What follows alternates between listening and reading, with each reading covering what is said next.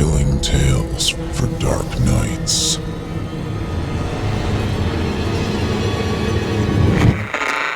Want to make sure you never miss a Chilling Tales for Dark Nights video again? Be sure to subscribe and hit that bell to turn on notifications. Hey guys, this game I've been playing, it has an endless amount of content, PvE, PvP, and it's constantly adding new challenges and characters. Just recently, they had Asgardians like Loki the Deceiver and Thor Feyhammer join the game, and even some characters from the dark world of Alice in Wonderland. If you haven't gotten into this game yet, you've got to check it out. Use my link in the description to download the game and start with the best setup possible. And most importantly, remember to use my exclusive promo code, RAIDPC1, to get a pile of additional resources. You get 3 times experience brew, 100 energy, and 100,000 silver. That's what I call getting off on the right foot. Join Raid and millions of players today. Big thanks to Raid Shadow Legends for sponsoring this program. This episode of Drew Blood's Dark Tales is brought to you by Factor. Summer has arrived. More sun, more things to do, and a whole lot less time for everything else. Cooking, for example. If you think I'm going to spend these 100-degree days over a hot stove, you're out of your mind. That's why I love Factor. Factor's chef-crafted, dietitian-approved meals are ready in just 2 minutes. They arrive fresh and ready to eat. Perfect for anyone with an active lifestyle, or a life for that matter. Because seriously, who has time to cook healthy meals all day? With 45 weekly menu options, you can pick gourmet meals that suit your lifestyle. Options like Calorie Smart, Protein Plus, Keto, and more. I'm talking nutritious breakfasts, quick lunches, premium dinners, and guilt-free snacks and desserts. So enjoy more of your summer this year. Don't spend half of it preparing your meals like some homebody health nut. Let Factor do it for you. Healthy, delicious food, and none of the fuss. Get started at factormeals.com/Drew50off. That's DREW50OFF. And use code Drew50off to get 50% off plus free shipping on your first box. That's code Drew50off. At factormeals.com/Drew50off for 50% off plus free shipping. factormeals.com/Drew50off.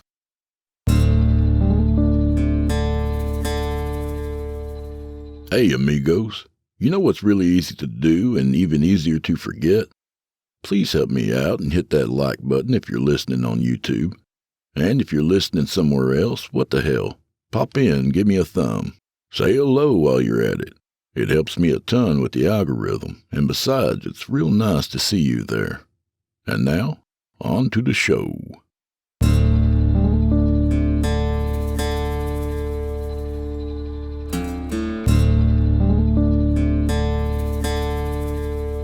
Oh, shit.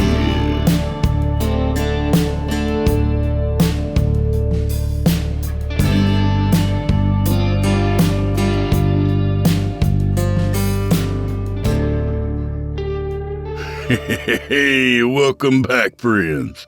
Happy Drew has a few ads to read day. Now, I realize that's probably not your favorite holiday, but keep in mind, that also means it's Drew buys cigarettes day, Drew puts gas in the car day, and most importantly, Drew gets to feed Chester day. That's right, pal. Fresh bag of Old Roy from my favorite scaly prick. Oh, don't look at me that way. We can't have brisket every damn night. Highfalutin lizard. Come on in, friend. Hey, check out simplyscarypodcast.com when you get a chance and become a patron. For as little as $7.99 a month, you can get their entire catalog ad-free and available to download or stream. For the price of a sack of Old Roy or a 12-pack of Dr. Thunder, you'll be sitting pretty, although however you can handle. So tonight we welcome back author Sam Morris with a tale that blurs the line between scientific pursuits and religious extremism. In it, a group of particular storm chasers journey into the heart of both a literal and metaphorical storm. So, without further delay, I give you Team Valkyrie and the Shoulder of Odin.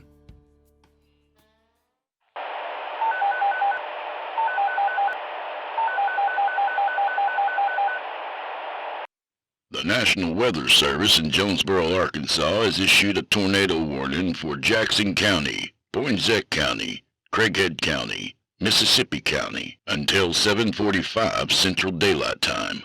At 6:58 p.m., a tornado-producing storm was spotted in southern Jackson County, moving northeast at 52 miles per hour. Hazard: damaging tornado. Source: radar and storm spotter confirmed. Damage: flying debris will be dangerous to those caught without shelter. Mobile homes will be damaged or destroyed. Damage to roofs, windows, and vehicles will occur. Tree damage is likely.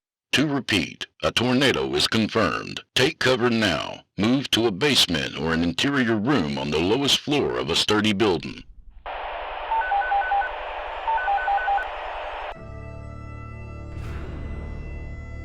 A monster was bearing down on the town of Lake City, Arkansas.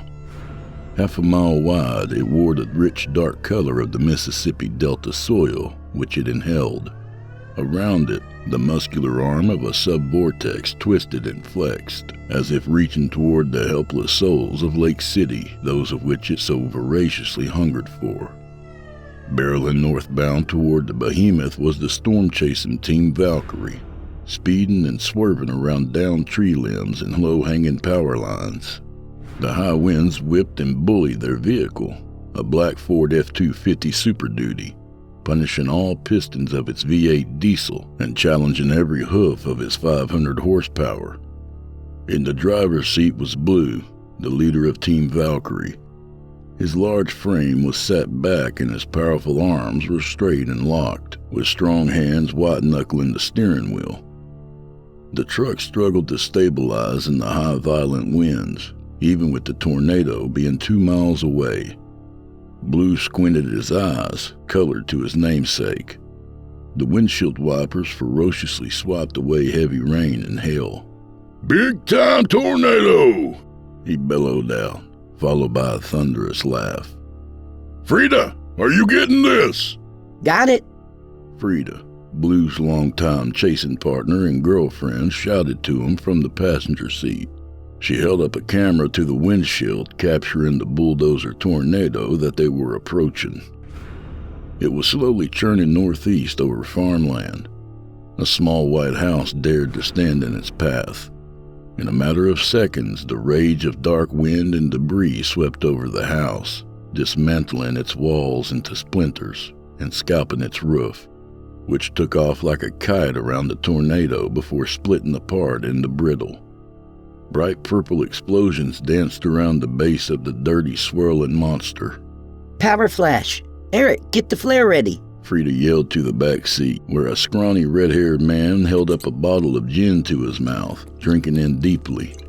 He corked a fifth and threw it to the floorboard and wiped his mouth. "Heard!" he screamed back before reaching under his seat and pulling up a black bag. He unzipped the bag and brought out a black flare gun. He loaded a cartridge into it and snapped it shut. The black F-250 was now no more than a mile away from the tornado, which furiously overtook and crossed the highway ahead of them. Thankfully, no other cars were anywhere nearby, the National Weather Service having given out ample early warnings, so the road belonged to Team Valkyrie. Even so, a half-mile wall of death hogged the highway as it slowed down almost to a complete stop, its sub-vortex arm moving around it like a rattlesnake looking to strike. "Eric, window down, now!" Blue shouted to the back seat. Eric met his eyes in the rearview mirror, Blue's dark, heavy eyebrows and icy irises giving him a look of utmost severity. Eric nodded to him. Blue slammed the brake, sliding the truck to a stop and drifting it to where Eric's right side window faced the storm. Eric pressed hard on the button as his window slowly lowered, letting in the hellish howling of the world outside. The truck jolted on the asphalt, being pulled toward the tornado despite weighing several tons. "Now! Now!" Blue screamed at Eric. Eric held up the flare gun toward the tornado, which now had crossed the highway and trudged further through more farmland. Flare out! He yelled, pulling the trigger and sending a neon red flare whistling toward the dark brown twister. The flare caught the wind current and sailed high and fast toward where the clouds met the cyclone. It disappeared briefly, but then returned around the other side of the half-mile column, burning bright before getting sucked up into the sky and out of sight. It took! Frida gleefully shrieked. The three members of Team Valkyrie laughed and squealed with ecstasy. The truck became still as the winds calmed around it, the tornado now moving further away northeast. She turned to Blue, who was breathing heavily, his bearded face turned up into a closed-lipped smile. He put a large hand to her dark blonde braid and stared into her green eyes. This may be it, my love, he whispered. It may be, darling. She sweetly replied before shooting her attention back to Eric. What's I read? Looking! Eric shouted. He held an iPad in his right hand as his left hand shoved 2 white packets of snus into his upper lip. It did take! We're at 12,000 feet! Blue pulled the truck's gear shift back into drive and started again toward the swirling monster, which was now gorging over a field of soy to their northeast, still over a half-mile wide, losing no steam. 18,000 feet! Eric yelled up to Blue and Frida. Blue turned onto a dirt county road that pointed them right to the back of the tornado. Come on, you bastard. Be worthy. Blue breathed as he scowled to the dark sky. Frida filmed on, holding the camera with her right hand and moving her left hand over the Blue's thigh. Look at that sub-vortex. This is violent, she said with a flinch of concern. 25,000 feet! Eric shouted before reaching his free hand down to the floorboard and once again picking up the bottle of gin, turning it up into a big swig, swallowing it, and then letting out a howl. Blue and Frida answered with howls of their own. The truck was sneaking up closer to the tornado, which had decimated the fertile earth around them. Luckily, no power lines existed down this road, so the truck could stay on course without having large debris to dodge. 32,000 feet! Blue, this is it! No, not high enough yet. 33,000 feet!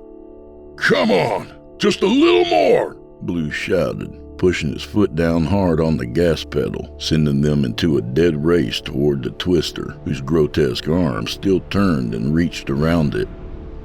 Inflow winds pulled and spiraled dirt and small debris toward the body of it. As the truck sped closer and closer, the back axle slightly lifted for a second. Visibility was near impossible with so much dirt and destruction.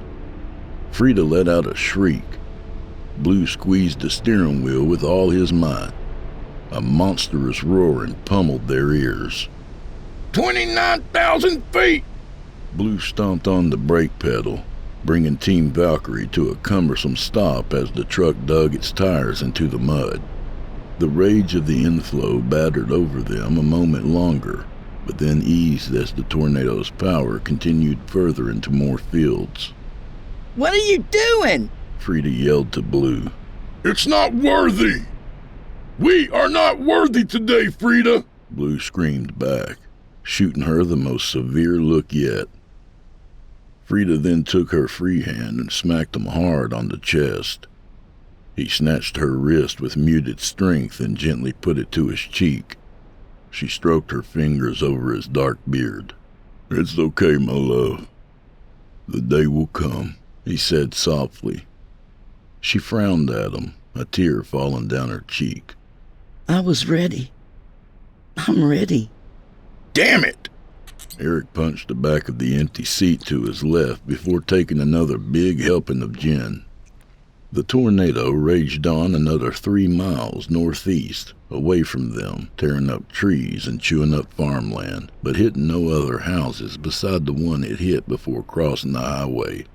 As big and powerful as it would only later be classified as an EF3, with high winds north of 190 miles per hour, but lacking the damage to give it the storm chaser's dream of an EF4 rating, or the rare and mythical EF5.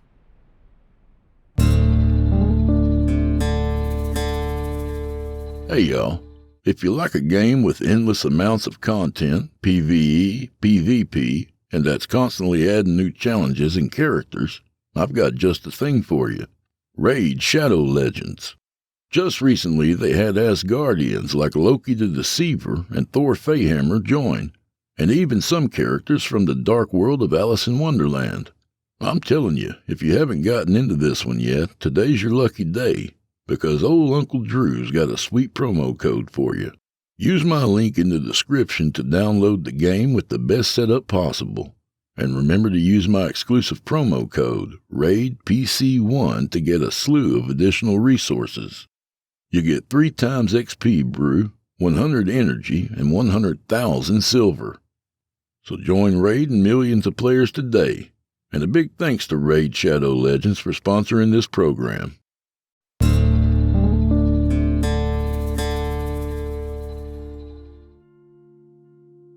Team Valkyrie rolled big tires back through mud and scattered soy off the county road and back onto the highway, continuing northbound at a slower, defeated pace. They rode in silence. Blue frowned ahead as the windshield wiper smeared enough mud to give him the side of the road. Eric had his head leaned back, staring up with a blank expression and turning a bowie knife in his hand that he kept behind the passenger seat. Frida held her camera monitor up to her face, showing a slow creeping smile. Well, boys, the good news is we're gonna make a shit ton of money off this footage. Really? Eric leaned his head up toward the back of Frida's seat. He tucked the knife away. Oh yeah, I'll have it uploaded in just a few. Dinner's on me tonight. Eric let out another short howl. He grabbed a bottle of gin, eyeing it and realizing he was down to his last swallow. And maybe hit the liquor store after? Oh, hell yeah. Frida answered, eyes still down to her camera. Eric let out a longer howl before turning the bottle up to his mouth and polishing off the last of the clear spirit. Frida looked over to Blue, who hadn't spoken a word since giving up the tornado intercept. She reached a hand back over to his thigh. Come on, we did all we could do.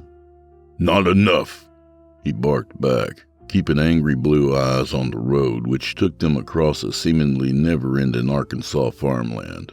It's been over a decade since the last EF5, Frida. I know, love, but we can't control the weather. He looked over at her with a raised, heavy brow. No, we can't. But we know who can. Frida widened her blue eyes at him. You don't really mean... Blue shot over a small, devilish smile at her. She turned her wide eyes ahead, giving his thigh one big, understanding squeeze and then releasing it. Hey, so, where are we going for dinner? Eric slurred up to them from the back seat. Blue pressed his foot down heavily on the gas, and they sped north.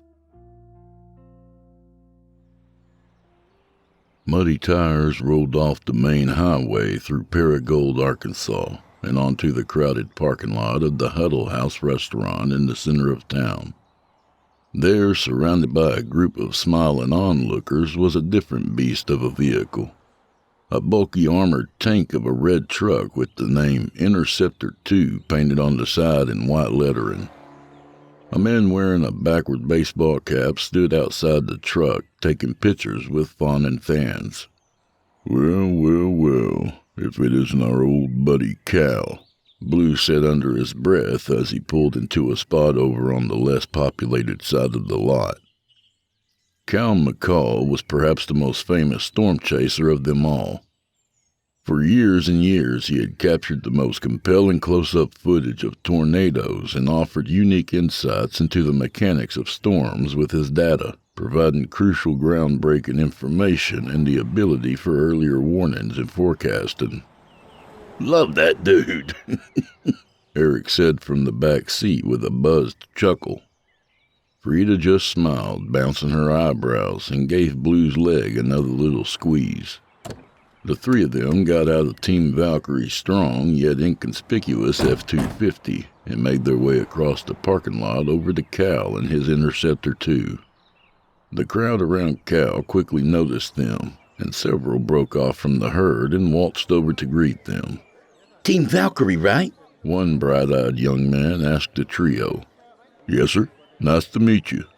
Blue took the young man's hand into a strong shake. Cal McCall saw Team Valkyrie and stole away from his crowd over to them. He and Eric met eyes, and Cal smiled over to him, taking him in with a big hug. "Eric, dude." How the hell are you, Cal? Cal pulled off of their hug, but kept his hands on Eric's shoulders. "I'm still twisting, baby. Dude, I was just showing those guys y'all's footage from today.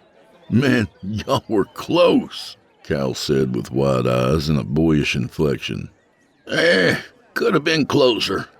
Just happy to land on four wheels, you know? "Yes, sir." "Hey, what's up, Big Blue?" Cal turned toward the smiling, dark-bearded, blue-eyed man who approached. They clasped into a groaning, manly embrace. Frida watched with a pearly smile that decorated her braided head. "Cal, my man, you twist 'em up today." Cal stood back out of the hug and looked off, adjusting his backward baseball cap. Not like you guys. Frida, how are you, dear? Some damn good footage you shot today, girl. I was just showing you off." Thank you, Cal. She gave him a polite nod and a quick hug. Just trying to be like Team Interceptor. "Oh, you're doing fine. Hey, where are y'all off tomorrow? Model's showing south." "Yeah, I saw that," Blue chimed in, crossing his big arms and glancing up to the now calm skies above the huddle house. The crowd had given them space to converse, but a few sneaky phones were filming the meeting of the famous storm chasers. "We'll keep looking over the next few hours. Probably camp somewhere here. Get up and go find some action." "Heard. Yeah, I'm thinking about maybe trucking down to Little Rock in the morning, get a jump on it. Maybe follow east to Memphis," Cal said. "Not sure yet, though.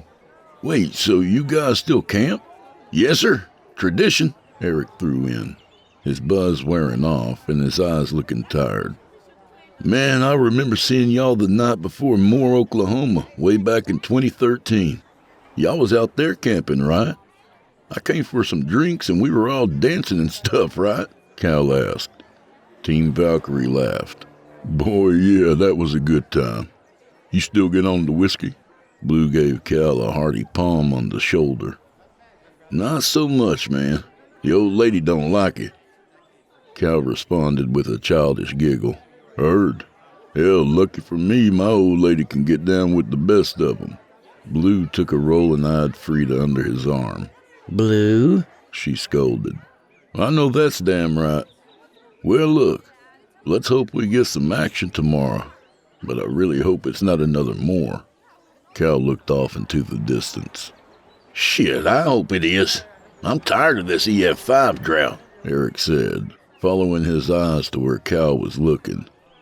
Cal snapped back to Eric with a surprised, low-eyed look. "Get out of here with that talk." Eric raised his shoulders. "Just saying, man." "All right, y'all. Well, I'm off to the Hampton Inn for the night. Y'all have fun with your camping. Oh, and had a pretty good little ribeye in there. Hell, beats gas station burritos," Cal said before giving each of Team Valkyrie a final hug and a well-wish. Then he waved and walked back over through the group of smiling fans to the Interceptor 2. "Good dude. Not worthy, but a good dude," Blue said before the trio walked excitedly into the huddle house. After a heavy portion of medium well ribeyes, loaded baked potatoes, steamed broccoli, and sweet teas, Team Valkyrie sat around a diner-style table, empty plates stacked in the middle. They were now well fed, each of them smiling down at their phones as they watched their day's footage over and over again. "Man, this is blowing up, Frida. You nailed it." Eric reached over the table and gave her a fist bump before sitting back and running a hand through his red hair. Thanks, dude. That'll keep us eating steaks for a few weeks. She chuckled. A middle-aged man with glasses and a red sports polo approached the table shyly, standing over them with his hands in his pockets. "Hey, sorry to bother y'all. Just want to say I appreciate all that y'all do." "No problem, man. Thank you," Blue politely responded, giving the shy man a short handshake. He waved and walked away, out the front door. Soon after, the waitress who had been taking care of the trio came over with an excited smile. She was very pretty and wore a yellow apron. Just wanted y'all to know the man just took care of your dinner. "Damn. He leave you a tip?" Oh, yes, sir. I'm all set. Well, we'll have seconds then. Frida sweetly told the young lady before reaching into her purse and tucking a $100 bill under the salt and pepper caddy. The young waitress's mouth dropped as she put a hand to her chest. You deserve it, sweetie. Thank you. Wow. Don't worry about it, sugar, Eric said, giving her a red eyebrowed wink. She thanked them and walked away. A quiet fell over their table for almost a full minute. Blue sat with his eyes down and then raised back up and put his elbows on the table, leaning in. "Okay, you guys," he breathed out a solemn whisper. Frida turned to him with a more serious face, and Eric looked puzzled before also leaning in to hear. "You got us a spot?" Frida looked down at her phone briefly and put a thumb over the screen. Yes, just reserved our campsite. "Good. Eric, my brother?" Eric narrowed his eyes across to Blue. Blue, my brother? "Do you have anything good for us in those famously dirty pockets of yours?" Blue asked in an even lower whisper. One side of Eric's mouth raised. He glanced around the now low-populated restaurant before reaching into his trousers and pulling something out. He locked eyes with Blue and handed him something under the table. Blue took it and glanced down at his lap. He was holding a small baggie with what looked like dried mushrooms inside. "Very good, Eric. Very good." You got it, boss. Does this mean? "Yes, it does. We're going to try and reach her. This tornado season is almost over, and I'm with you. I'm tired of this drought." Blue stuck his bearded face as close to the middle of the table as it could go. Both Frida and Eric matched, leaning in.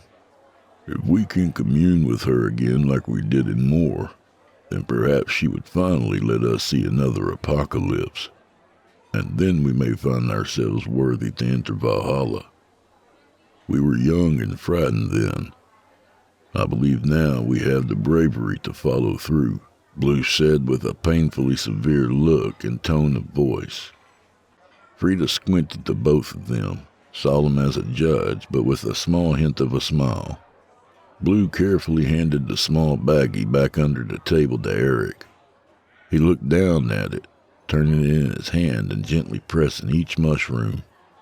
Okay, guys, let's get smothered, covered, and capped. All three shared a laugh around the table.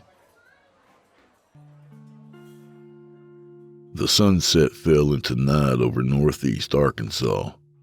Team Valkyrie had rolled their black F-250 west of the town of Paragould over the Crowley's Ridge, a sprawling range of tall hills jutting over the otherwise completely flat delta farmland. They had reserved a site at Crowley's Ridge State Park, which to their good fortune was surprisingly empty of other campers. By the time their mushroom trip was beginning to peak, they were well out of eyesight and earshot, having marched acres and acres into the trees behind their reserved ground. A small clearing had opened to them, and they had set up a bonfire out of large branches, balancing vertically into a teepee-like structure. Each of them was bounding around the flames, hooting and howling like animals. Their minds had become purely fungal, molten, mushy, and feral. They had stripped off all of their clothing. On their backs and heads they wore bearskins, having been bought years and years ago by Blue after a Colorado storm chase.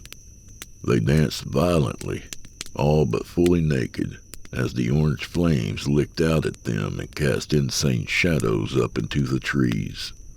Berserkers! Blue bellowed out into the muggy May night before giving a loud howl and a drug-induced laugh. Eric and Frida both answered with howls of their own.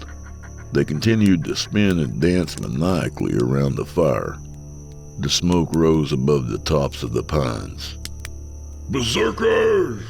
Are we ready for battle? Are we ready to be deemed worthy in the eyes of Odin? Blue shouted in his ritualistic frenzy.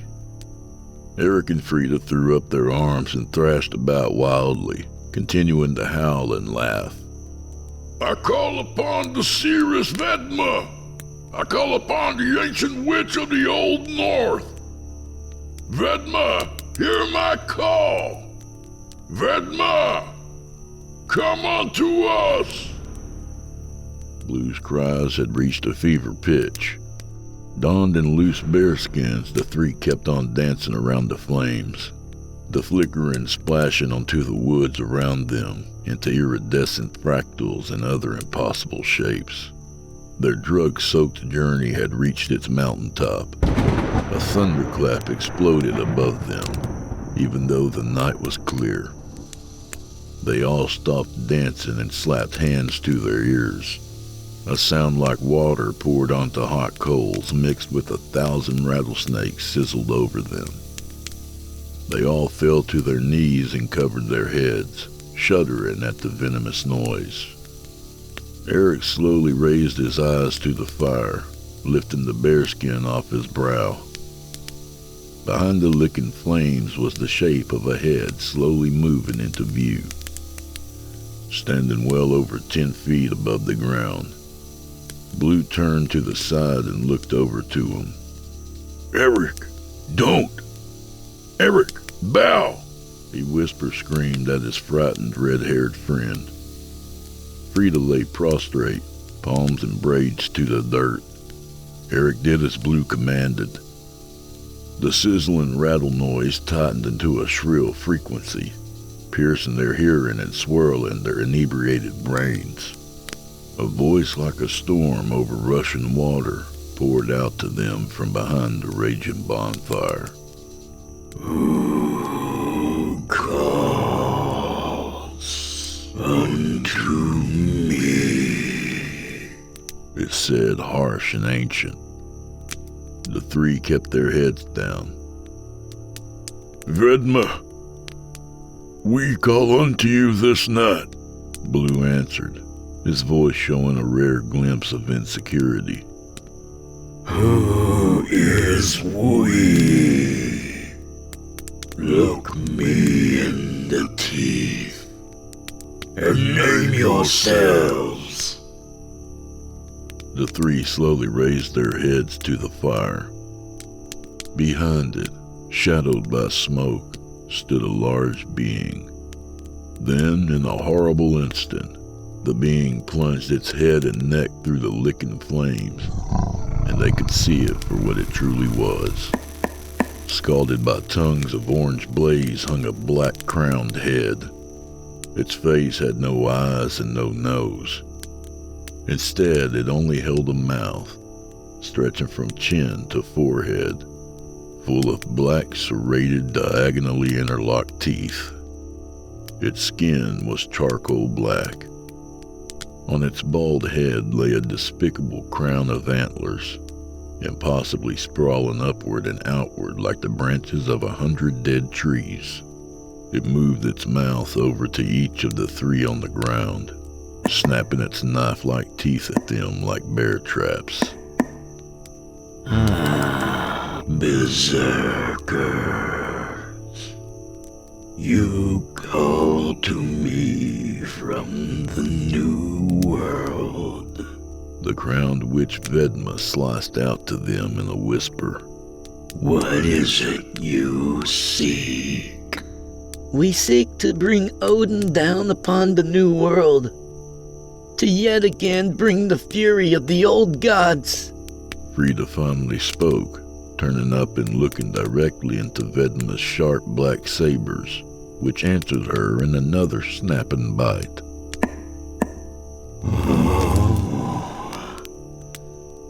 I believe I do remember you, berserkers. Yes. Now I do remember. The witch pushed her head further through the fire, which now ribboned up to her antler crown, catching a few tines ablaze like a pagan candelabra. Why, berserkers? Why bring down the wrath of Odin here? We wish to be seen as worthy in Odin's eyes, and die in glorious battle, and therefore reach Valhalla to be among our ancestors, Blue hollered up to the witch. Worthy of Valhalla, worthy to enter the great mead halls of Odin and feast for eternity. Vedma hissed before ferociously snapping her jaws again. Yes! We will do anything you wish, O Vedma! O witch queen of the old age! Eric shouted up at the being and raised his arms in worship.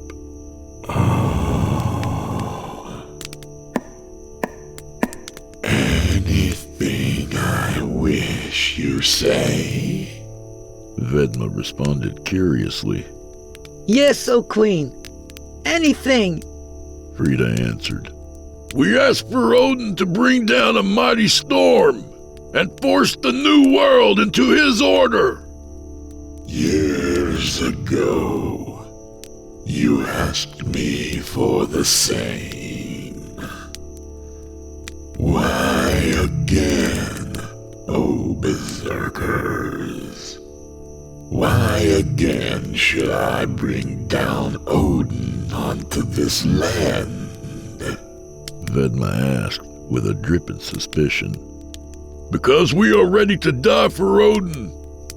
We are ready to die at the hands of his mighty storm and be carried on horseback by Valkyrie into Valhalla, Blue answered. Vedma was motionless within the flames, her long black teeth clasped together in consideration. Her antler crown had caught more and more flame, adding to the plumes of smoke that rose up into the warm night.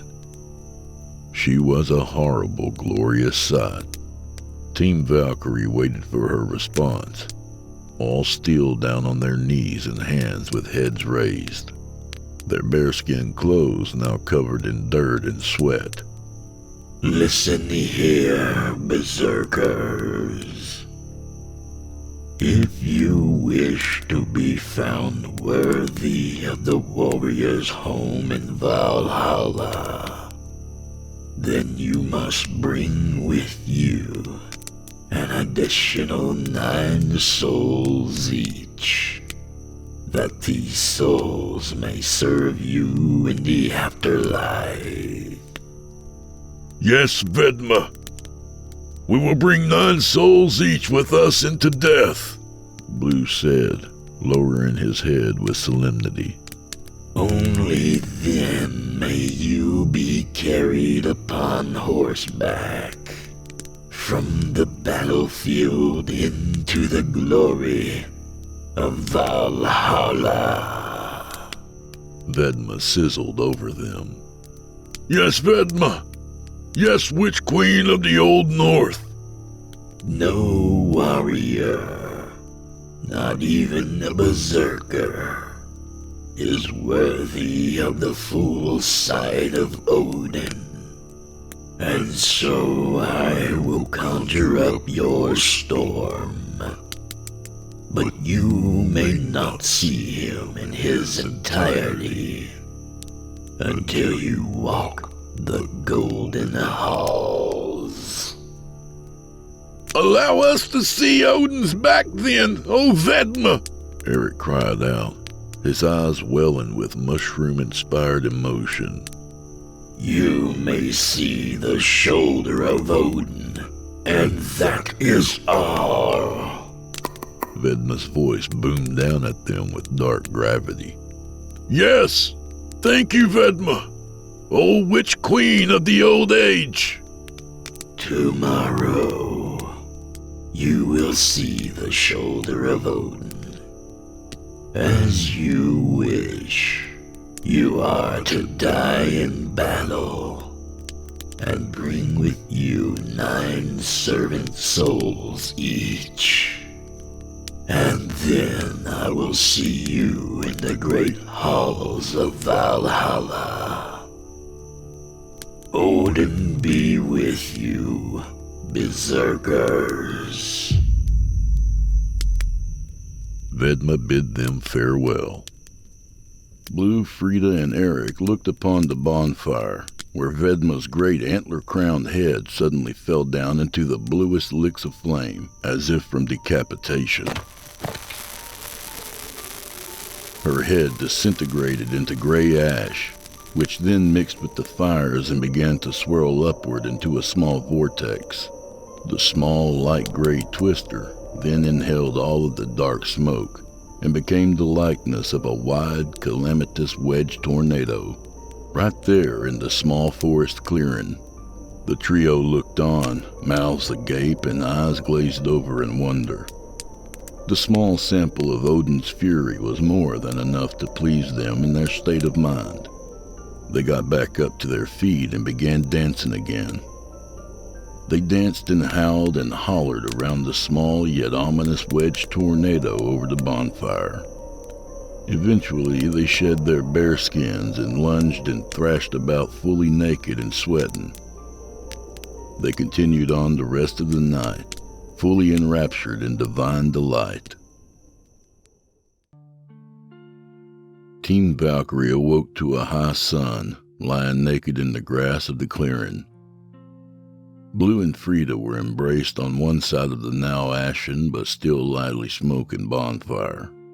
Eric lifted his head from over on the other side, giving a deep, squinty-eyed yawn out to the new day. He flinched when he realized he was naked, scrambling to his feet and anxiously finding his clothes. Blue! Frida! We gotta go, y'all! Blue groaned and raised his back off the dirt, giving Frida a gentle tap on her dark blonde braids. Come on, dear. It's our day today. Frida rose up with a big yawn. That was real, right? She sleepily asked, keeping one eye shut.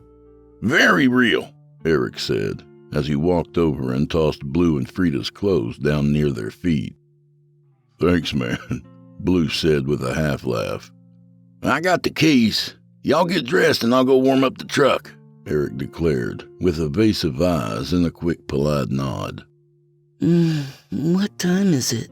A still sleep-laden Frida asked Blue as the two of them pulled on their shirts and pants.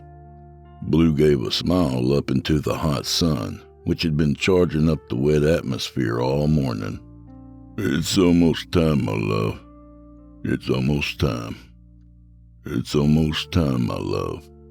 It's almost time. The team drove out of Crowley's Ridge State Park and back toward Highway 412, which had gotten them out to the ridge from Paragould, Arkansas. Blue had a strong right hand on the steering wheel, eyeing out and up for any strange weather phenomenon or angry clouds. Frida rode passenger side and looked down to her camera, freeing up as much space as possible. Eric sat in the back studying his iPad. The three had ridden in silence for several minutes, a heavy sense of knowing weighing down their tongues. Finally, Eric spoke. Man, there's already been some action down south, y'all, he said, slowly shaking his head down to the screen. You don't question the Witch Queen, brother. We're in the right area. Keep an eye on the radar, Blue corrected him. Frida looked up from her camera and gave both Eric and Blue a stern, green-eyed nod. Not a lot over here in northeast Arkansas yet. Come on, baby. Give us some super sails. Eric breathed down at the colorless radar. The black F-250 reached Highway 412 and stopped at the sign. Blue scanned down the fairly bare ridge into Delta farmland. I see a gas station down there. We're going to need a full tank today. And some food. Yeah, definitely some food. I may or may not have another surprise for us if this bitch actually starts to get wild today. Eric gave a sneaky smile up to the rearview mirror, caught by Blue, who returned inquisitive eyes. Frida turned and looked at him. What? She asked, turning up a perfectly groomed eyebrow. Oh, you'll see, berserkers. You'll see. Team Valkyrie drove down Crowley's Ridge and pulled into a quick-stop gas station named Miss Addie's. Much to their surprise, the gravel parking lot held a familiar vehicle. Parked away on the side of the store was a well-armored red truck with Interceptor 2 painted on white. "What is he doing here?" Blue asked with a twinge of anger. "He's supposed to be south." The team pulled up beside him and got out of the black F-250 and walked across the gravel into Miss Addie's. A quaint country store welcomed them. A smiling man at the register gave them a nod. Over at a table, digging into biscuits and white gravy, was Cal McCall and two others. He heard the doorbell chime as Team Valkyrie entered the store and flashed him a smile. "Hey, there they are! Come on over and pull up a chair, y'all," he called out to them with a scooping wave. Blue got to him first and held out a big hand, yet showed confusion. "The hell you doing here, Cal? Thought you said you were headed south." Eric and Frida also approached him and shook Cal's hand. "Oh, I know, but I woke up this morning and stepped outside and got a big taste of this wet air. I just really think something is up right around here, even though radar is pretty dry for now, last time I checked. Oh, hey, these are my new members, Tom Ackerman and Cam Jones." Cal waved across the table to the two men that sat with him. "Tom, Cam, Blue. Nice to meet you. Frida, good to meet you. What's up? I'm Eric." They all shook hands. "Tom here is a veteran chaser. Over in the South Plains, he's a legend. Cam here is a little wet behind the ears, but hungry."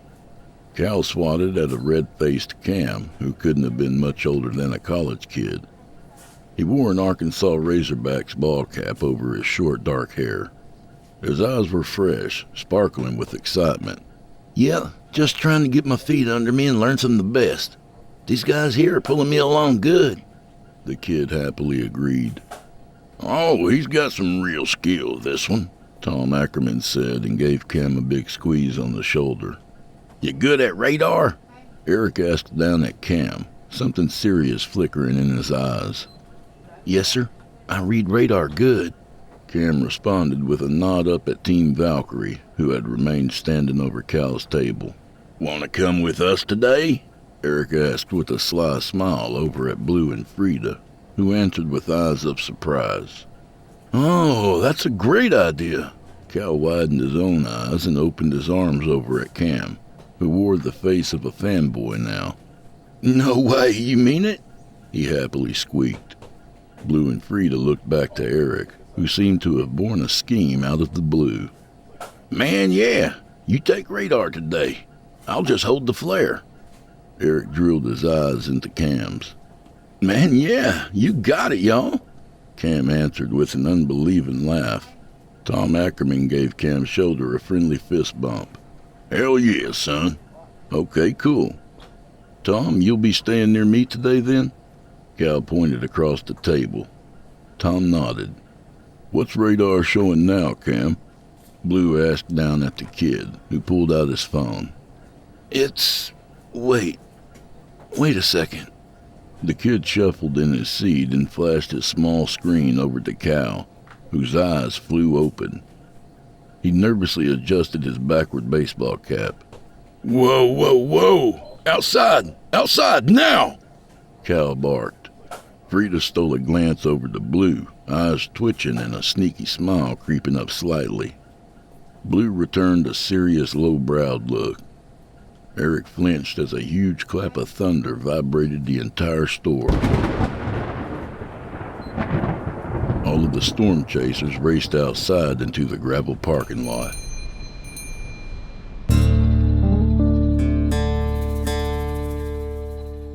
This episode of Drew Blood's Dark Tales is brought to you by Factor. So what are your plans this summer? Gonna spend half the day preparing your meals so you can eat healthy? Is that what they mean by fun in the sun? Forget all that nonsense. With Factor, you can eat 3 healthy meals a day without spending your life in the kitchen. Factor's meals arrive fresh and ready to enjoy. They send you chef-crafted, dietitian-approved meals, nutritious breakfasts, quick lunches, premium dinners, and guilt-free snacks and desserts. And here's the best part. They're all ready in 2 minutes, so you can eat a healthy meal you feel good about and get back to living your life. Factor is the best. When I hear people bragging about how this meal or that meal is ready in 20 minutes or less, I laugh at them. Do I look like a guy who has 20 minutes? And then you've got pots and pans to clean up, and the food wasn't that good to begin with. Now Factor, they've got good stuff. You can choose from 45 weekly menu items with options like Calorie Smart, Protein Plus, Keto, and more. I use Factor myself, and you should too. First of all, because if you're trying to eat healthier these days, but all the hassle and preparation keeps you from sticking to your goals, Factor has made that really easy for me. Secondly, because in the time it took me to do this ad, you could have had a gourmet meal prepared for yourself. It's America's #1 ready-to-eat meal delivery service, friends. Cooking is for the birds. Take a load off this summer and try Factor. Get started at factormeals.com/Drew50off. That's DREW50OFF. And use code Drew50off to get 50% off, plus free shipping on your first box. That's code Drew50off at factormeals.com/Drew50off for 50% off plus free shipping. factormeals.com/Drew50off.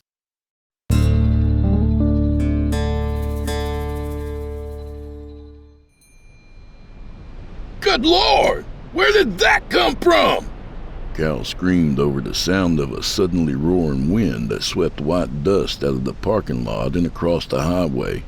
A great angry lowering shelf cloud had immaculately dropped from the recently clear sky. A great angry lowering shelf cloud had immaculately dropped from the recently clear sky. Above it, a mountainous supercell, pure white save for a slowly rotating dark base. It's like a big wedding cake. Tom Ackerman shouted above the wind noise. Blue held Frida under his arm. Who's getting married? Cal asked with a crazed high-pitched laugh. Earth and hell. Blue breathed down into Frida's ears so only she could hear him. She gave his butt a big squeeze. Holding on to their hats and keeping their footing in the strong inflow winds, the two groups of storm chasers stared at the ever-lowering, now purplish shelf cloud over the huge field of farmland across Highway 412. Look! Cal screamed, his voice cracking as he threw a pointed finger over below the low rotating cloud. Dirt and dust began to dance in circles on the field like ghost children holding hands around the maypole. The supercell was tasting the ground to see if it was a worthy meal. The smoky spinning continued on and became larger and faster. Then, from the ever-lowering dark cloud above, a long tendril poured down slowly, like the tail of a great beast. The vortex touched the ground within the spinning, dancing ghosts. It bounced up again, and then down hard, getting a good footing in the delta dirt. Then, unbelievably, a second tendril vomited down from the sky, bigger than the first, and plunged heavily into the field, engaging and flirting with the first down vortex. The two dark columns circled one another like cobras, itching to attack. Then, a third horrible appendage fell from the shelf cloud down to its siblings, scattering up dirt and dust like wildfire smoke. The three tentacles struck at the ground and thrashed around like a hydra, celebrating their youth and freedom from the bowels of hell, rejoicing in a brand new world to kill and eat. A violent tornado was born. Eric, get the truck started! Blue yelled over the now roaring wind. You got it! Cam, you're with me, let's go! Eric answered, his red hair flying frantically. He and Cam sped across the gravel over to the truck. Blue turned Frida by the waist to where they met eye to eye. This is it. He spoke to where only she could hear, his blue eyes squinting in the flying dust. I know it, love. This is our day. This is our big day, she replied, giving him a flat-lipped smile and green-eyed resolution.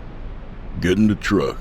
I'll be right there, he said, and gave her a small spank as she sprinted away toward the black F-250, which cranked up after Eric and Cam jumped in.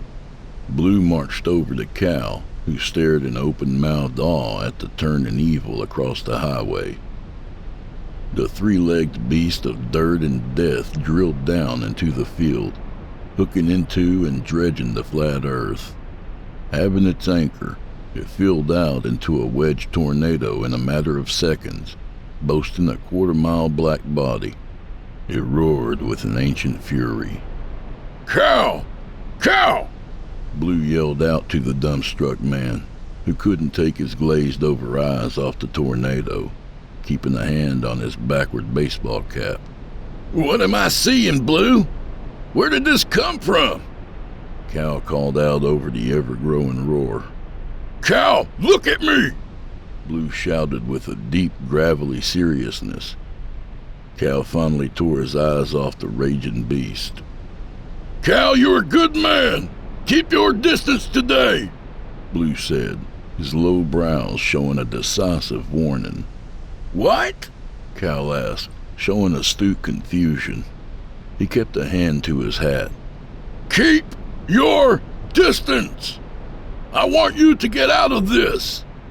Blue put a big hand on Cal's shoulder. Don't tell me what to do, man!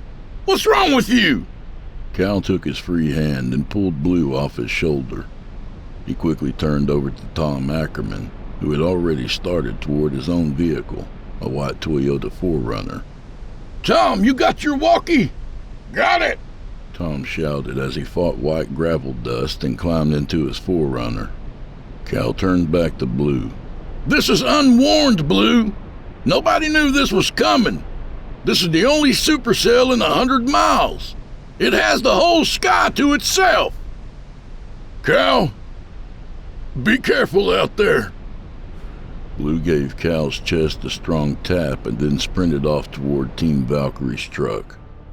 Cal watched them run and shook his head in confusion before turning his attention back across the road toward the wedge tornado.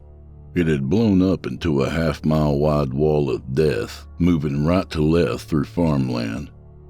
Cal's pocket blipped as he pulled out a black walkie-talkie. Time to go, Cal. That thing's heading towards a small community and we need the help. Tom's voice came through with a radio warble. Roger that, Tom. You got National Weather Service's number for Jonesboro? This is unwarned, Tom. Completely unwarned. I've just called it in, Cal. Get to the interceptor now. You called it in? Yes. Over and out.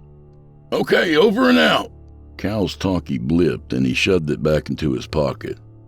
The inflow winds punished his back with white dust as he took one last look over at the monster.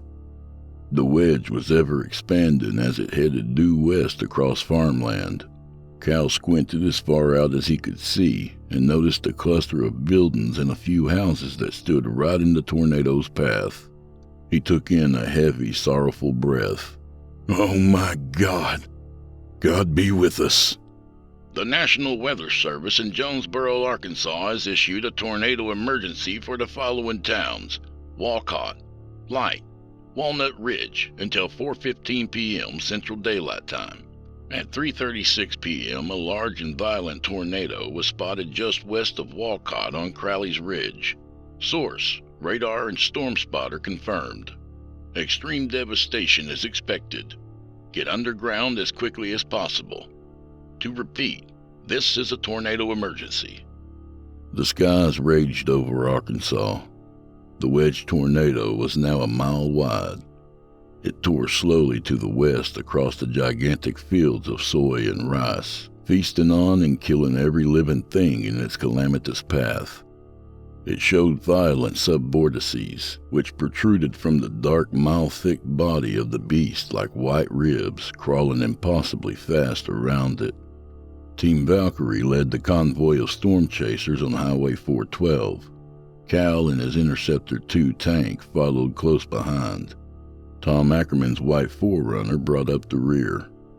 Blue had a heavy foot on the gas pedal in the black F-250, keeping his thick eyebrows lowered to the angry sky. He gave an excited slap to the left leg of Frida, who giggled girlishly as she trained her camera right at the body of the tornado, which chewed and ate and vomited all that its dark maw could touch. "Cam, what you got back there?" Blue hollered to the back seat where Cam Jones scanned Eric's iPad. Eric had his palms up to the window, sticking his face in to get the closest look possible of the gigantic beast out there in the fields. "This thing looks like a hurricane, Blue. I can't believe what I'm even seeing. Moving due west. What? That's unheard of," Cam yelled. Eric stole away from the window and surveyed the iPad radar. "Flare time, Blue?" Eric asked. "No need, brother. We know what this is. Only need to find our moment is all." Blue reached back a meaty hand and gave Eric's leg a slap. Eric let out a howl and punched the ceiling of the truck. Frida and Blue answered with their own howls. Cam looked around the interior of the truck with wide eyes and an amused smile. "Y'all are wild," he said with a laugh. "Buddy, you ain't seen nothing," Eric said as he leaned into Cam's face. Something strange flashed in Eric's eyes. Cam shrugged his shoulders. "Okay, man." "Tom, what we looking like out there?" Cal shouted into his walkie-talkie as he kept one arm on his steering wheel and sped the Interceptor 2 west on Highway 412. "We got a small community called Light that's about to get wiped off the face of the earth. That's what we got, Cal. They won't even have any sirens. Lord God help them." Tom Ackerman shouted back, his 4Runner speeding behind Cal and his voice sounding all but defeated. The wedge tornado raged and raged down into the earth, moving slowly toward the small unincorporated town of Light, Arkansas. An old railroad stop, Light had once been an important staple of the county, providing value to farmers and travelers alike. Now its downtown held nothing but a few derelict buildings and a couple of big silver grain silos. However, several families still lived in Light, scattered around on farms.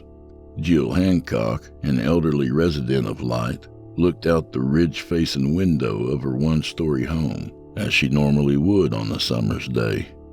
"Jim, looks like we got a bad storm coming," She called through the house to her husband, who had been sitting in his favorite green recliner for hours, watching the St. Louis Cardinals play baseball. He sat up in a troublesome heave, giving a groan as both of his knees popped. He walked his denim overalls over to the window where Jill was. They both squinted out. Above the low-level farmland, the sky scorned down to devilish green and purple, but from this window they couldn't see the true focal point of the storm.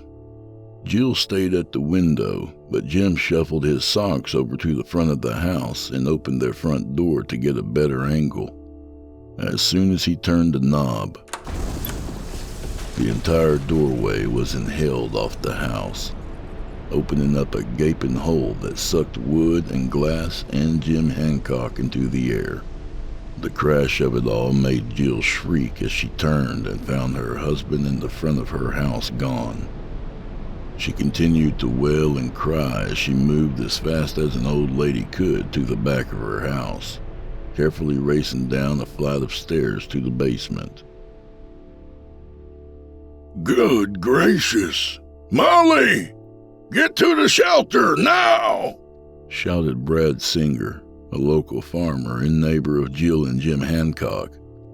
He had heard a loud roar and raced outside to his back deck just in time to see the Hancock's house get entirely lapped off its foundation by the arm of an unwarned, massive wedge tornado. He lived with his wife Molly, and their home was only about a half-mile away from the Hancocks. The giant dark wedge had chewed up their neighbor's house, which was still airborne, scattering into small debris and now flying as high as Brad could see. Molly didn't need a second warning. She came sprinting out the back door past Brad and ran barefoot across their green backyard over to a white built-in shelter. Brad followed her, and they both climbed in, throwing the latch down behind them and securing it. They shivered and cried and held one another as the tornado's roar got louder and louder. The convoy of storm chasers had a front row view of the destruction as they continued to speed down 412 West. The tornado was now close to 2 miles wide and had turned its teeth upon Light, Arkansas. Violent bursts of purple and green could be seen at the base of the monster as it slowly churned over the buildings that held its first victims. Its sub-vortices sped around its dark body, and a couple of them broke away, forming speedy and deadly satellite tornadoes. The entire sky seemed to be weighed down by the wedge. The clouds around it fell upon and dropped dirty rain near its core. Damn, did you see that? Tom shouted over the walkie-talkie from his now muddy forerunner, which kept speeding on but struggled to keep up with the 2 trucks in front of him. Power flashes! It's hitting houses, Tom! Cal screamed back, his Interceptor 2 truck bulky yet powerful in the face of the insane inflow wind. Team Valkyrie, having received forecast of this immeasurable storm and having a deadly duty to perform, rejoiced in their seats as they saw electric explosions pop around the base of the 2-mile-wide tornado as it grated over the homes of Light. Did you see those power flashes? It's a great day! Eric cheered out of his window and drummed the back of Frida's chair. This footage is unreal! I can't believe what I'm getting here, guys! Frida yelled happily, her camera capturing up-close destruction.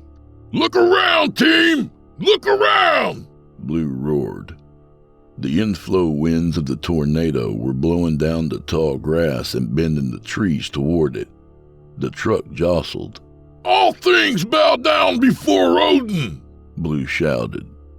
Cam Jones looked increasingly uneasy in his seat next to Eric in the back of the truck. He lifted his Razorback's cap and ran a hand through his sweaty hair. What is with y'all? He asked Eric. Eric, we're gonna need a north option real soon, brother, Blue hollered, a growing manic joy rising in his throat. Heard! Is everyone ready for my little surprise? Eric answered, reaching into his pockets and putting a hand under his seat. He found and raised up a glass bong and a small bag of what looked like dead flowers. He reached down yet again and pulled up his large Bowie knife. He opened the baggie and began to cut the flowers up and place them in the cup of the glass bong. What is that, crack? Cam shouted, his tone flushed with suspicion and distrust. Eric grabbed the white lighter from his pants and lit it at Cam's face. Cam flinched and showed a disgusted look. Frida kept her camera trained but turned her head back to see what Cam was talking about. Her eyes flew open wide. Is that henbane? Eric chuckled and nodded. Frida turned to Blue, who kept his eyes forward as he directed the F-250 deeper into the strong inflow winds. Blue, it's Henbane! Frida shrieked at him and then gave a cackle. Blue smiled under his fixed eyes. Now we're real warriors, he barked. Cal, look! The walkie-talkie in Cal's lap burst with a radio signal yet again. The Interceptor 2 was racing behind Team Valkyrie. Tom sounded frightened. Cal shot his eyes up above the tornado, which was ever expanding into the town of light, throwing electric flashes and tossing weighty debris into the air. The wedge twister was no more than half a mile north of the convoy now. Light, Arkansas was facing total annihilation. To Tom's radio warning, a small white structure was flying high over a field and toward the line of storm chasers. It looked like an igloo. Cal, it's a car! Watch out! Cal peered closer up at the flying white missile. He gasped. No, Tom! No, it's not! It's a storm shelter! Tom, watch out! The flying storm shelter was closing in on Tom and his forerunner. He looked up just in time to swerve out of its way as it slammed onto the highway and shattered into 1,000 white concrete pieces, mixed with strange red and pink.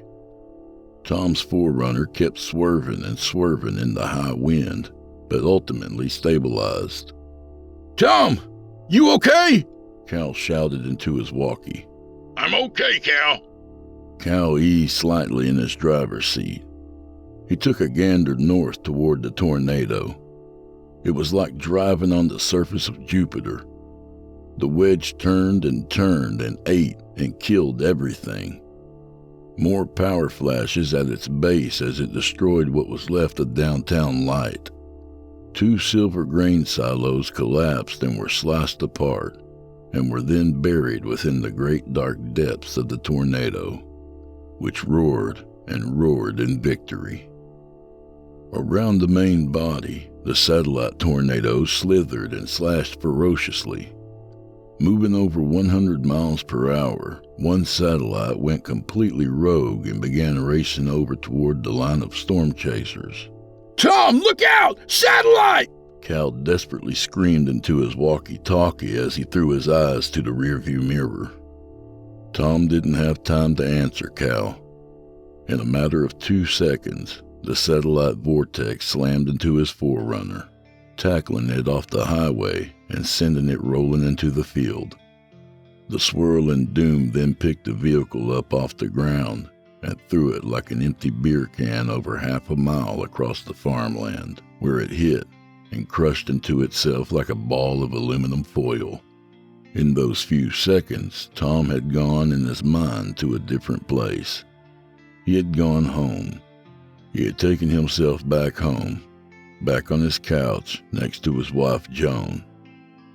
In his mind, he had been sitting on the couch with Joan, smiling and watching the Weather Channel. She had always given him grace and patience with his weather obsession, and so she didn't complain when that's all he ever wanted to watch. There in his mind, he spent his final seconds of life in the place where he felt the safest. Cal sped his interceptor truck on, his mouth agape at the horror he had just witnessed. "Tom," he whispered into his walkie. No answer. Blue kept his eyes as northward as possible as he steered his truck through the impossibly strong winds. The tornado had expanded over 2 miles wide. It had slowed down, settling into a march over the town of Light, which was being belted out of existence by the second. Blue, we got a north option. Is it time? Eric shouted up. Yes, Eric. Okay, 1 second. Eric lit a spark into the ball of flowers at the base of the glass bong and took a big hit. Cam Jones watched on in confused terror. He had ditched his radar.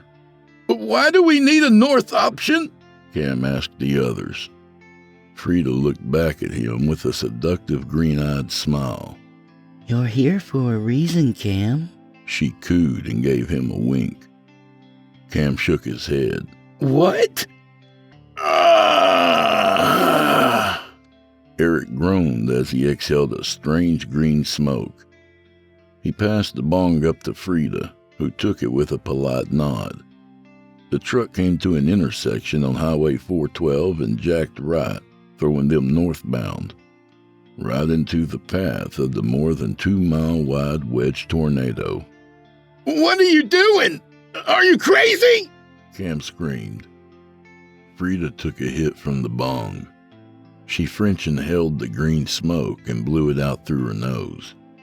She twitched with pleasure and her eyes rolled back. She laughed deeply and heavily.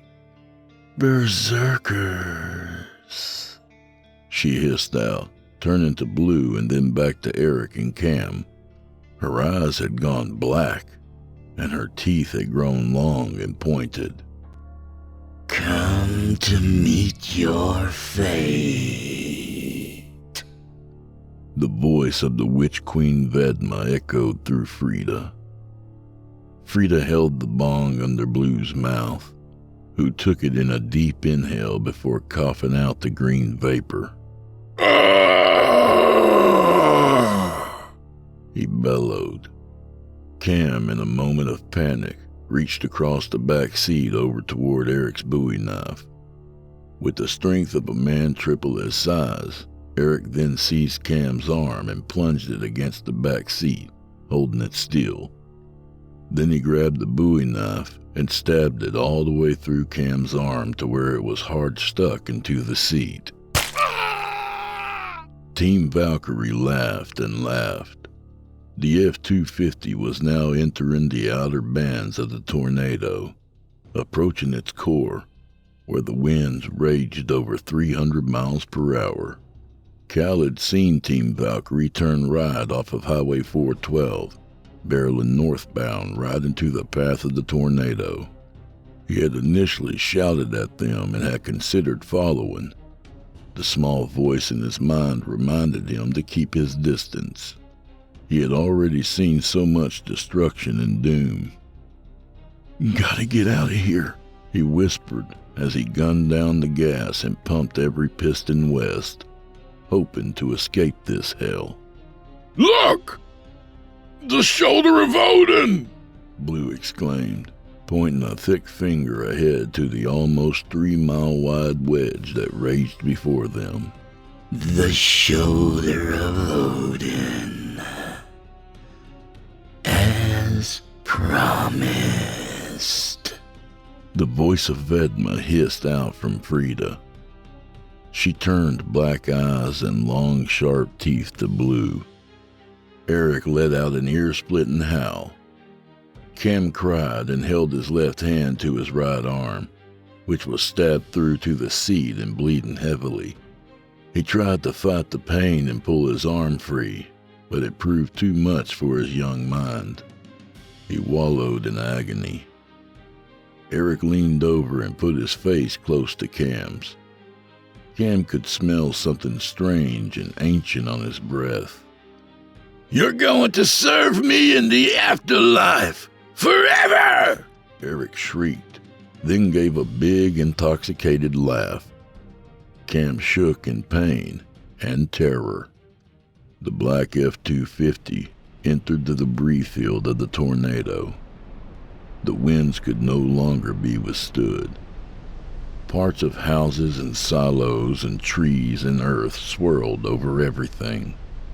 Let me have Frida one more moment, Queen Vedma! Blue shouted over to his passenger seat. Frida's black eyes eased back into green, and her teeth whitened and shrank. A tear fell down to her soft, understanding smile. This is it, Blue? Blue skidded the big truck into a shuddering brake and threw it into park. He then threw himself over to Frida. They embraced in a sloppy, open-mouthed kiss. Cam looked on and continued to gasp out in pain and shock. Eric leaned over his lap. No, no, no, no, no, no, no, no, no, no! He mustered out, and repeated one desperate word to the man that had stabbed him into his seat. Eric then unlocked Cam's door and pushed it open, giving the young man a big wink. Then Eric reached down and pressed Cam's seatbelt, unfastening it. The roar and rage outside were deafening. Cam gave Eric one last wet-faced, horrified look as the winds tried to suck him out of the open door. The knife in his arm kept him from flying out, at a dear price to his stretching and tearing muscles. Cam shrieked in agony and disbelief. The outer bands of the tornado had passed over, and now the truck shakily stood at the edges of the wedge's core.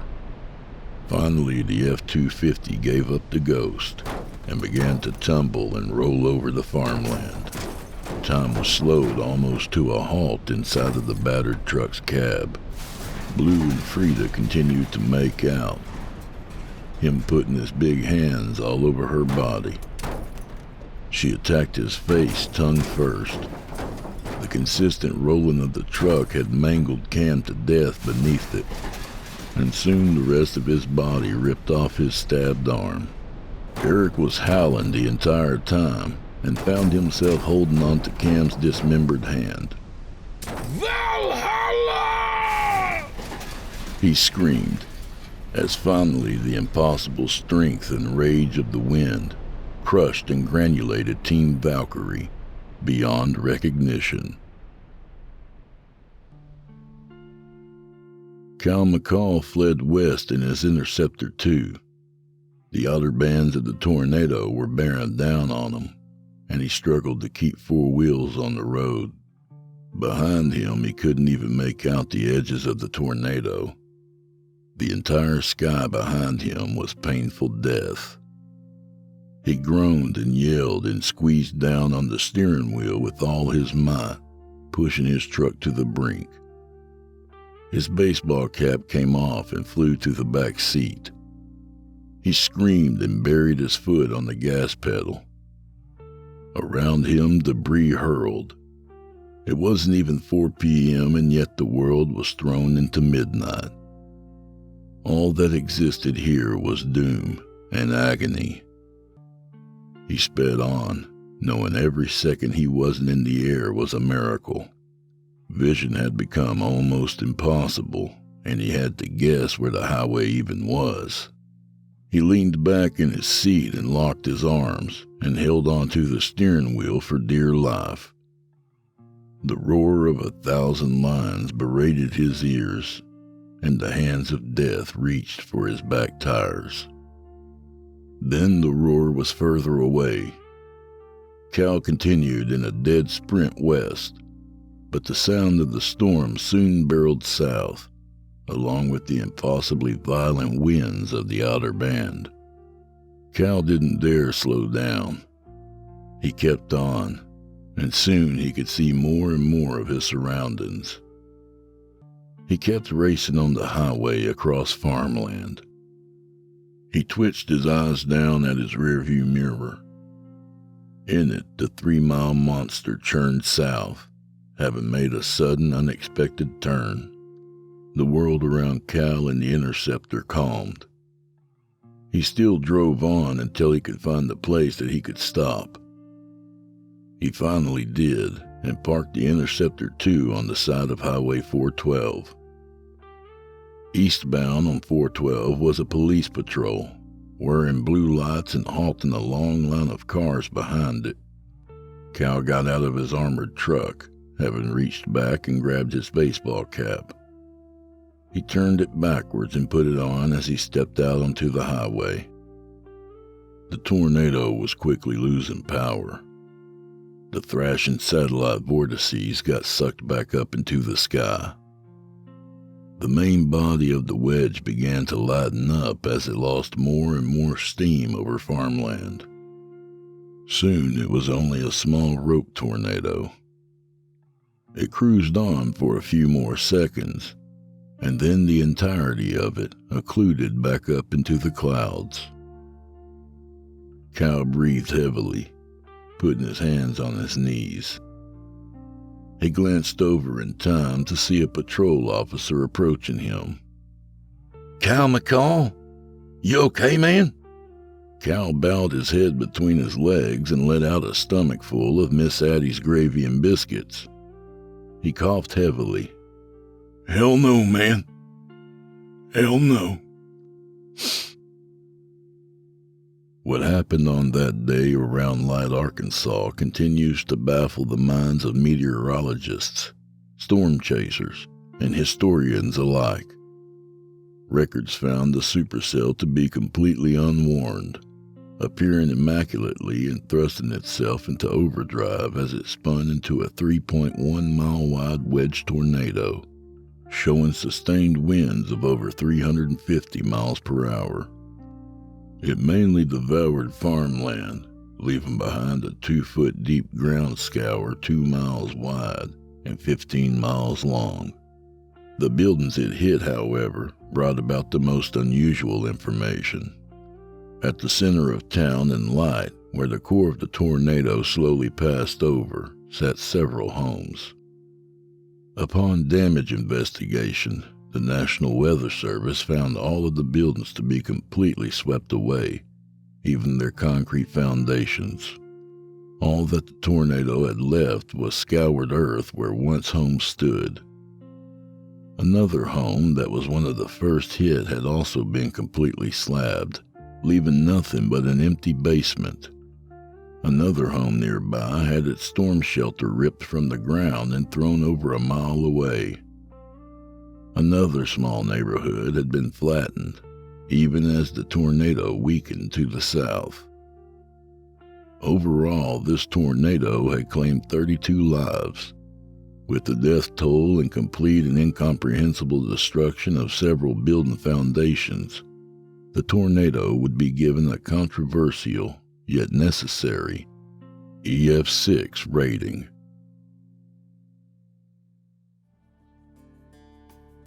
And that was Team Valkyrie and the Shoulder of Odin by Sam Morris. A good reminder that even though they get it wrong from time to time, still a safer bet to stick with the Weather Channel. A little about the author. Sam Morris is a lifelong writer, just not in the usual sense. He was born into a musical family and has traveled the world singing and playing piano. He has also written songs for over 20 years. As an avid fan of horror, he has recently discovered a great joy and passion in writing scary stories. Stories About Monsters, Sam's first published book, will be released in the fall of 2025. Follow Sam on Instagram at SamBamMorris for all news and updates. Thanks, Sam. And do old Drew Blood a favor, would you? Subscribe to his podcast wherever you do your listening and leave him a 5-star review and a kind word, even if you're listening on YouTube. He needs soldiers on all fronts to win this battle, and he appreciates it. To hear a premium ad-free edition of tonight's and all the other episodes, visit simplyscarypodcast.com today and click Patrons in the upper menu. You'll find yourself at chillingtalesfordarknights.com, where you can become a patron for as little as $5 per month and get access to their entire audio archive, all ad-free and available to download or stream. Thank you for your time and for supporting our sponsors. When you support our sponsors, you support this show. If you happen to use Facebook, Twitter, Instagram, or YouTube, you can follow and subscribe to Chillin' Tales for Dark Nights there, where you'll get all the latest updates and new releases and have the chance to interact with them each and every week. Oh, and you can find Drew Blood on Facebook and Instagram, and sometimes Twitter. The Drew Blood's Dark Tales podcast is accepting submissions, friend. If you've got a story or two you'd like to be featured on the show, send it to drewbloodhorror@gmail.com. If selected, you'll get the full treatment, 10 bananas.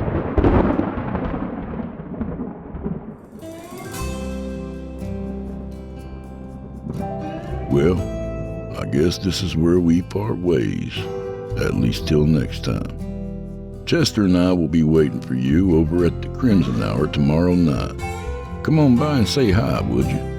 But in the meantime, grab some henbane for the road, friend. May the wind be at your back, and may the road rise up to meet you. Hit that like button on the way out, y'all. And by all means, go fuck yourselves. Good night, my friends. Good night.